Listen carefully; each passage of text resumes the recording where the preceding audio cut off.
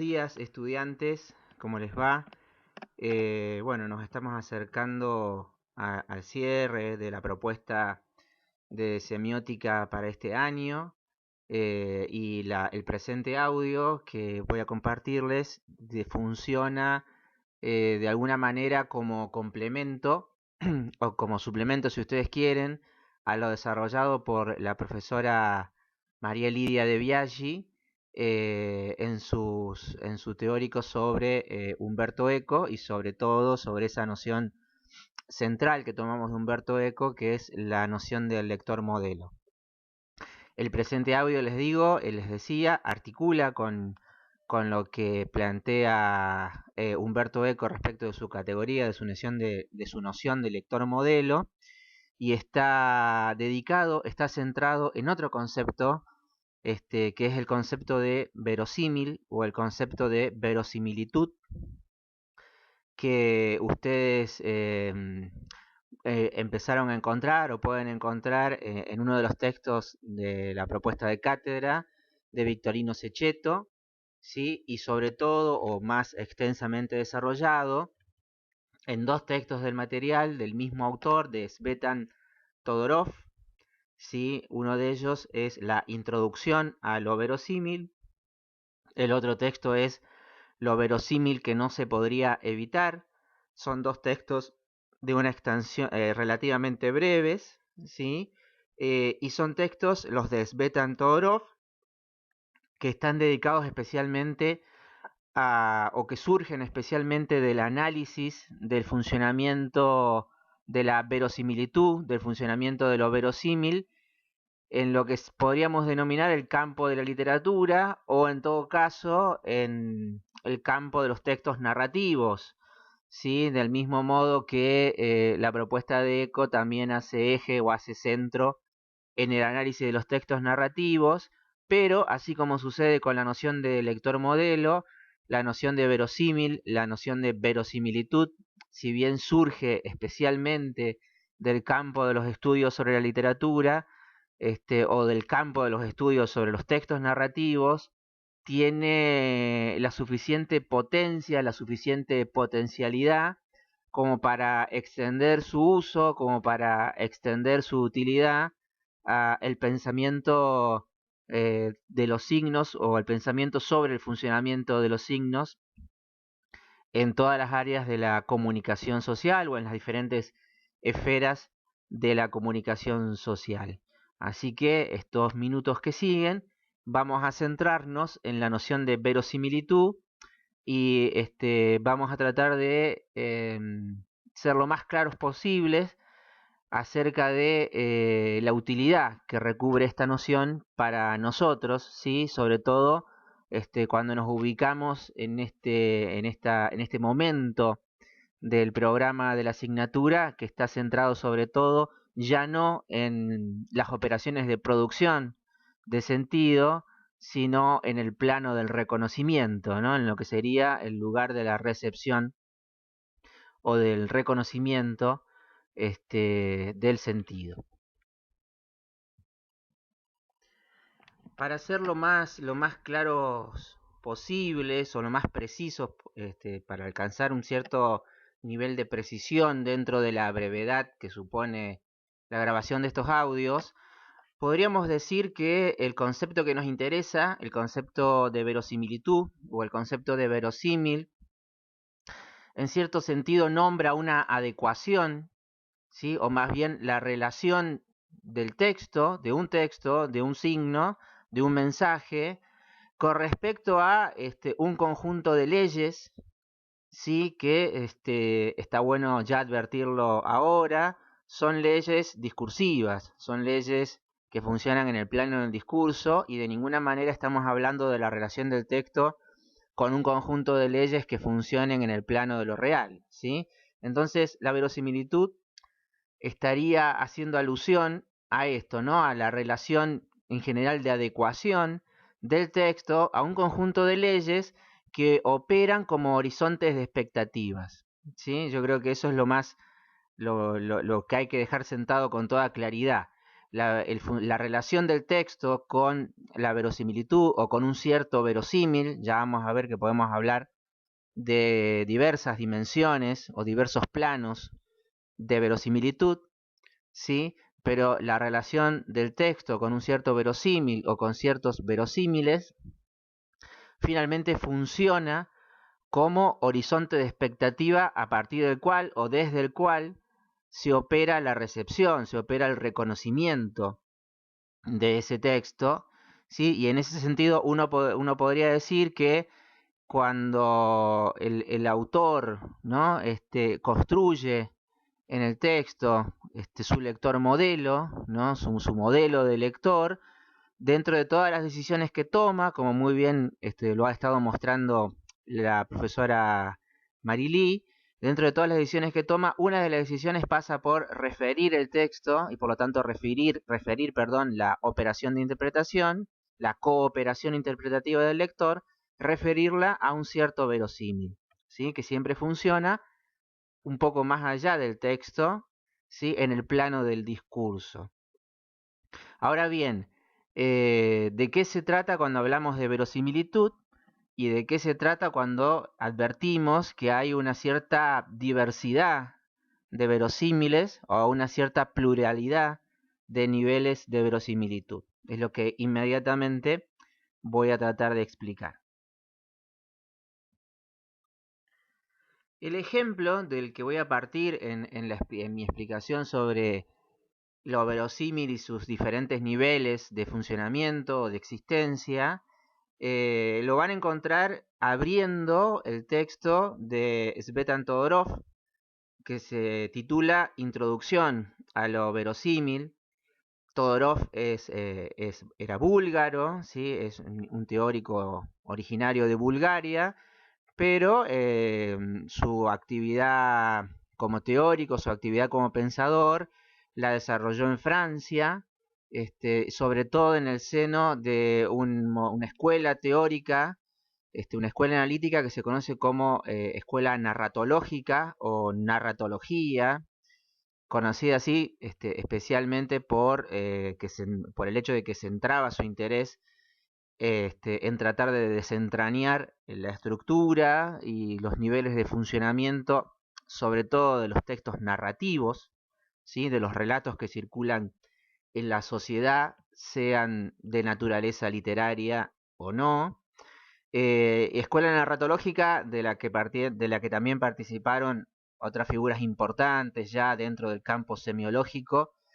sobre todo de los años 60 y 70, de la década del 60 y 70 del siglo XX, por ejemplo Roland Barthes, ¿sí? El propio Umberto Eco, en algún momento de su recorrido, de su trayectoria intelectual, y el autor al que en este momento nos estamos refiriendo es Svetan Todorov. ¿Cuál es el ejemplo que da Todorov en el inicio de su introducción a lo verosímil? Todorov se remonta en realidad a la antigua Grecia, ¿sí? Y a un ejemplo que él ve ya referido en un filósofo muy importante de la cultura griega, que es Platón, y donde se plantea que frente a un tribunal, ¿no? Frente a un juez, frente a un tribunal que tiene que decidir por la responsabilidad de los sujetos en un hecho determinado, por ejemplo en un accidente, tiene que decidir por la responsabilidad de esos sujetos y de repente con lo único que cuenta ese tribunal, ese juez, son los testimonios, ¿sí? Las palabras de los propios implicados. Bueno, en ese caso no importa tanto la adecuación de esos testimonios a la verdad, sino que más bien lo que importa es la construcción de esos testimonios de manera tal que lleven al juez o que lleven al tribunal a inclinarse por la mayor verosimilitud de uno de esos testimonios en detrimento del otro. ¿Sí? Donde lo que importa, repito, ya no es tanto el hecho de que esos testimonios sean verdaderos, sino de que esos testimonios suenan verosímiles a oídos de quien tiene que juzgar y que no ha podido ser testigo de los hechos. En ese sentido, dice Todorov, el ejemplo nos muestra ya hace 25 siglos, la emergencia de una conciencia que de alguna manera pone en entredicho la relación simple, directa y lineal entre signos y cosas, ¿no? Entre palabras y objetos, o entre lenguaje y realidad, y muestra cómo las palabras no son simplemente la sombra de las cosas, o ponen en entredicho el paradigma de la transparencia del lenguaje, ¿no? El hecho de que el lenguaje sirva simplemente para referir a una realidad a la que se amolda, ¿no? Dice Todorov, en ese momento, en ese momento del siglo V antes de Cristo, surge una conciencia de la opacidad del lenguaje, surge una conciencia de la especificidad de ciertos fenómenos del lenguaje, que luego, de alguna manera, esa conciencia va a ser reprimida, o va a ser sepultada, o va a ser negada, hasta el siglo XX, ¿sí? En que reaparece, sobre todo en el campo o a instancias del desarrollo del campo de la semiótica, ¿no? Que está bueno, digamos, tener en cuenta esa consideración de Todorov, sobre todo porque nos lleva a pensar o a tomar conciencia de la novedad de la propuesta semiótica, el carácter disruptivo dentro del campo de la ciencia, sobre todo de las ciencias sociales y humanas, y sobre todo respecto de los fundamentos epistemológicos de esas ciencias, el carácter disruptivo de la construcción o de la constitución de la semiótica como un campo de estudios, como una disciplina o como una interdisciplina. Bueno, volvamos al ejemplo y a lo que sucede una vez que uno considera ese ejemplo a la luz del concepto de lo verosímil. Bien, como decíamos, en relación al ejemplo que presentaba Todorov o que presenta Todorov en el inicio de su artículo, en muchas ocasiones, por ejemplo en el caso de un tribunal que tiene que decidir en base a los testimonios de los implicados en el hecho, de lo que se trata ya no es, repetimos, de la adecuación de esos textos a la verdad, de la adecuación de esos textos a la realidad, sino más bien de la adecuación o de la relación entre los textos y lo que funcionaría como horizonte de expectativas en los receptores de esos textos, ¿sí? Es decir, lo que llama el propio Todorov el campo de la opinión pública, es decir, habría un primer nivel de verosimilitud o un primer nivel de lo verosímil, donde de lo que se trata es de la adecuación del texto a las representaciones extendidas en una sociedad acerca de lo real, ¿sí? Y que, para usar un término platónico, se llamaría doxa. Es decir, en primer lugar, ¿sí? Habría un primer nivel de verosímil, o un primer nivel de verosimilitud, donde el texto no se relaciona de manera directa con lo real, sino que más bien el texto se relaciona con el conjunto de representaciones que en una sociedad o que en una comunidad dada son tenidas como representaciones acerca de lo real, representaciones establecidas acerca de la realidad, ¿sí? Y un texto se dirige en primer lugar, se adecúa en primer lugar, establece sus relaciones en primer lugar con esas representaciones acerca de lo real y no con la supuesta verdad del referente, ¿sí? En esto espero que ustedes estén escuchando o que ustedes ya estén vinculando esta cuestión, con los diferentes tipos de interpretante que veíamos postulados en la propuesta semiótica de Peirce, ¿sí? De lo que se trata entonces en relación al funcionamiento de los textos y al funcionamiento de los textos respecto de la recepción, el reconocimiento de su sentido, de lo que se trata es que los textos se refieren a un cierto sistema o conjunto de representaciones que son tenidas como realidad por la sociedad en la que esos textos circulan, en la que esos textos se producen y son reconocidos, ¿sí? Entonces, en primer lugar, un texto va a ser verosímil o no, en tanto pueda adecuarse a la doxa de, de sus receptores, ¿no? A la doxa, a la opinión que tienen sus receptores acerca de lo real. Eh, por supuesto que la doxa, puede haber rupturas en la doxa, puede haber rupturas en la opinión acerca de lo real que existe en una sociedad. La doxa se va modificando históricamente, y esto es lo interesante de la noción. En un momento fuerte de ruptura de la doxa, nosotros podríamos ubicarlo, por ejemplo, en el paso o en el pasaje de lo que sería una concepción geocéntrica del universo, que pensaba a la Tierra como una esfera inmóvil ubicada en el centro del universo y alrededor de la Tierra giraban el Sol y el resto de los planetas, a cerca del siglo XV después de Cristo, el pasaje de esa concepción geocéntrica a una concepción heliocéntrica, donde la Tierra pasa a ser una esfera que gira en torno a un centro que es el Sol, ¿sí? Y en ese sentido, ahí tenemos una modificación importante de lo que podría ser el campo de la doxa, la opinión pública, o la opinión establecida acerca de lo real en Occidente, con lo cual ciertos textos de la Edad Media previos a ese cambio de doxa, que aparecían como muy verosímiles para un lector cuya imagen del mundo estaba regida por el dogma geocéntrico, de repente hoy a nosotros ya nos resultan notoriamente inverosímiles, ¿sí? Porque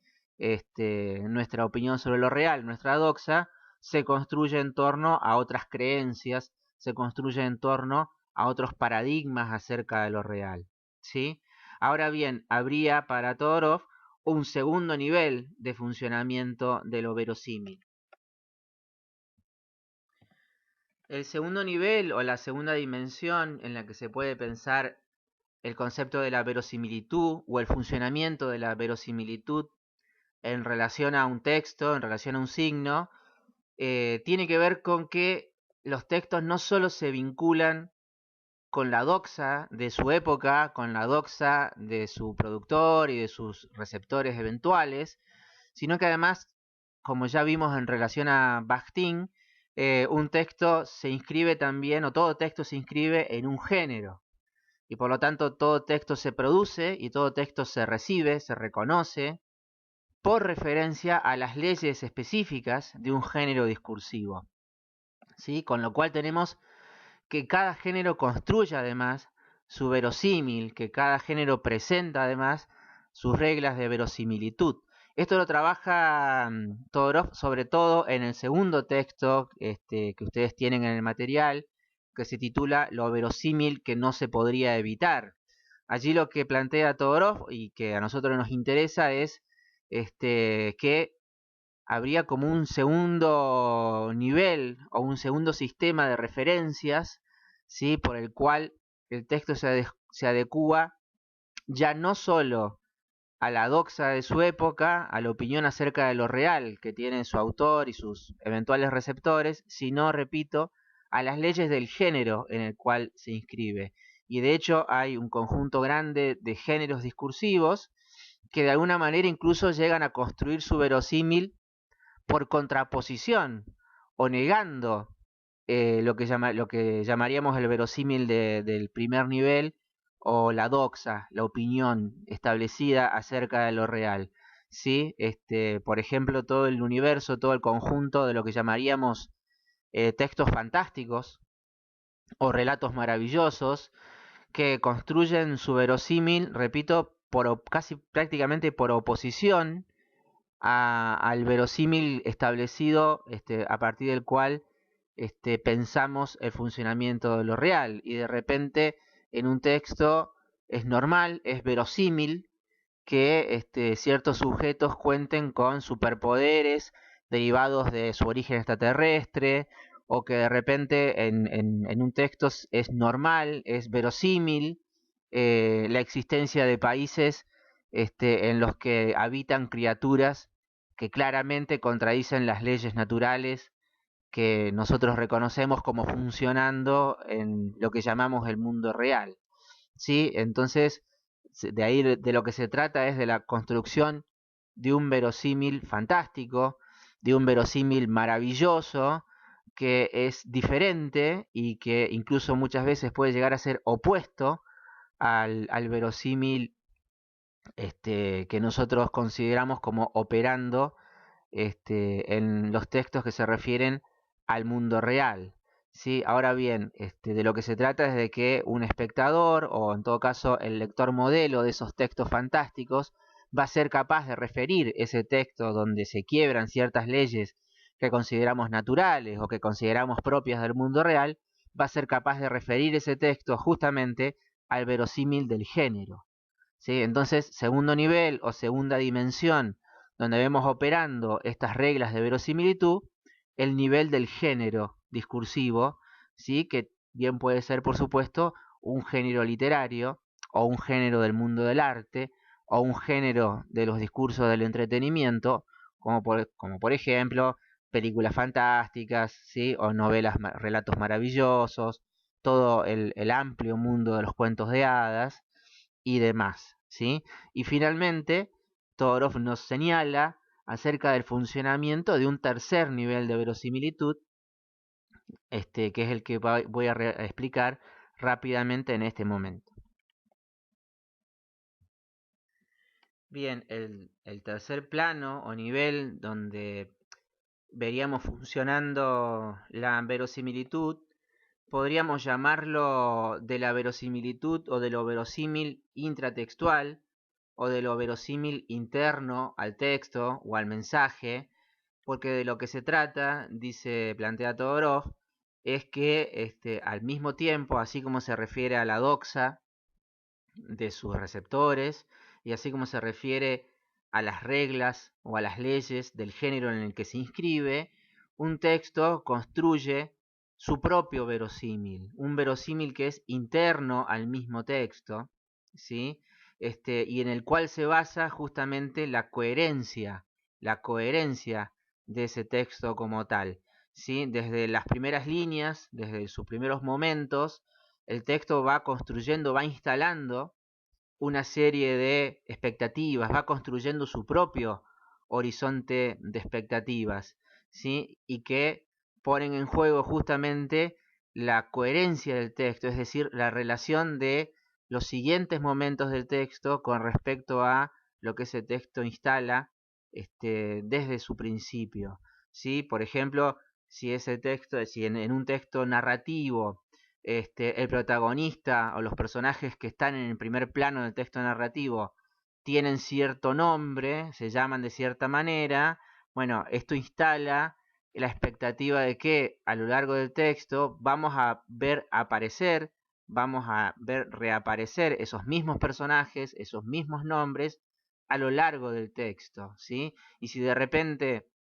el texto va variando su protagonista o va cambiando el nombre de los protagonistas de un capítulo a otro o de un momento a otro del texto, se pone en juego lo que llamaríamos la verosimilitud de ese texto mismo, lo que sería la coherencia intratextual, ¿no? Y de repente nos preguntamos qué sucede con un texto donde varía todo el tiempo el nombre de los protagonistas, o qué sucede con la verosimilitud de un texto donde varía a cada momento la locación espacial de los acontecimientos, ¿no? Lo que está en juego allí es el verosímil interno al texto y de repente nos resultará inverosímil como espectadores, salvo que podamos hacer la hipótesis, salvo que podamos pensar que se trata de un texto diferente, que está tratando de construir un verosímil distinto, ¿sí? Pero entonces habría, repito, habría un tercer nivel de la verosimilitud que tiene que ver con la adecuación del texto con lo que llamaríamos su estructura propia, su estructura interna, ¿sí? Y el juego del texto con relación a las expectativas que instala el reconocimiento desde el comienzo, desde las primeras palabras o desde las primeras imágenes, si se trata de un texto visual, ¿sí? Así que bueno, esos serían los tres niveles y de alguna manera el gesto de la lectura, el trabajo del lector, como verán, no es un trabajo sencillo en el sentido de que no es una sola la operación implicada en la recepción o el reconocimiento de un texto, de un discurso, ¿sí? De repente, desde el punto de vista del concepto de verosimilitud, desde el punto de vista del funcionamiento de la verosimilitud, lo que vemos nosotros es que en el momento de leer, o el gesto de leer, de lo que se trata es de que de alguna manera el lector pone en relación al texto de manera simultánea con una diversidad de verosímiles, ¿no? O sea, leer es poner en relación al texto con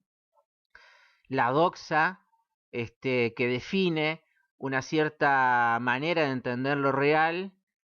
para un cierto tiempo y para un cierto lugar, ¿sí? En el que se ubican los receptores, pero al mismo tiempo es poner en relación el texto con las leyes del género en el que ese texto se inscribe,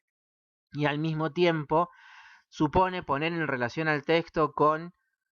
la verosimilitud que el texto empieza a construir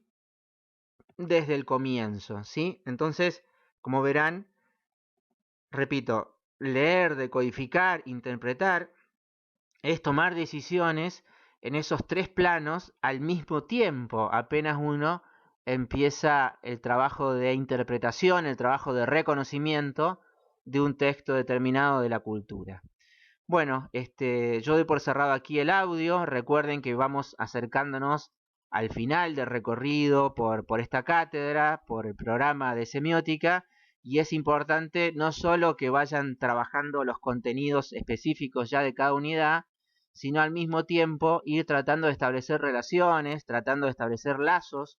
entre los diferentes momentos del programa para acceder a una mirada de conjunto sobre la propuesta de la cátedra, mirada de conjunto que en el caso de esta cátedra, la cátedra de semiótica, tiene su punto de partida y finalmente tiene su punto de llegada en la propuesta de el semiólogo argentino recientemente fallecido, Eliseo Verón. Así que los próximos teóricos estarán referidos sobre todo a la propuesta, al modelo teórico construido por Eliseo Verón.